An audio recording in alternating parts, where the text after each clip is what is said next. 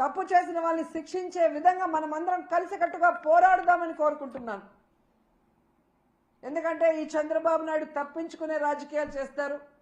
పవన్ కళ్యాణ్ ఏమో సినిమా డైలాగులు చెప్పినట్టు చెప్తాడు కానీ మళ్ళీ ఎక్కడ కూడా ఏం చేయడు. ఎందుకంటే అల్లు అర్జున్కి మానవత్వం లేదంట, పోయి పరామర్శించలేదంట. మరి నీ అభిమానులు నీ కోసం గేమ్ చేంజర్ ప్రీ రిలీజ్ ఈవెంట్కి వచ్చి ఇద్దరు చనిపోతే మణికంఠ చరణ్ అని ఇన్ని రోజులు అవుతున్నా ఒక్కరి మీద కేసు లేదు, ఒక్కరిని అరెస్ట్ చేయలేదు. నిన్న నువ్వు పిఠాపురానికి వెళ్ళి ఆ కుటుంబాన్ని పిలిపించి కూడా వాళ్ళని కలవకుండా, వాళ్ళని పరామర్శించకుండా వాళ్ళని అవమానించావు. మరి నీకు మానవత్వం ఉందా అని నేను ప్రశ్నిస్తున్నా.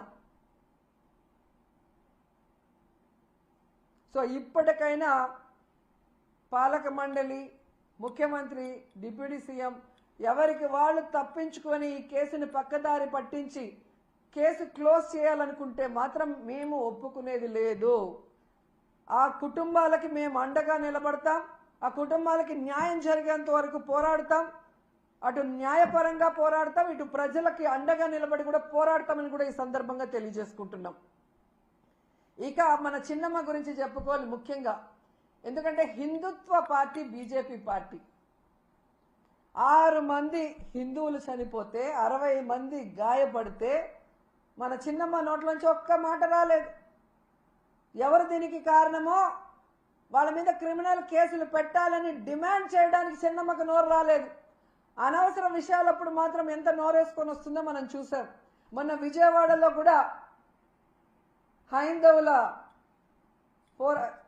హైందవుల మీటింగ్ ఏదో జరిగింది. అక్కడికి కూడా వెళ్ళి మన చిన్నమ్మ ఏ విధంగా పెద్ద పెద్ద మాటలు మాట్లాడిందో మనం చూసాం. మరి హిందువులు చనిపోతే హిందూ భక్తులకి వాళ్ళ ప్రాణాలకి విలువ లేదా చిన్నమ్మ? పురంధేశ్వరి గారు డిమాండ్ చేయరా? మోడీ గారికి చెప్పండి, ఎవరు తప్పు చేశారో వాళ్ళ మీద క్రిమినల్ కేసులు పెట్టి లోపలేయమని చెప్పండి.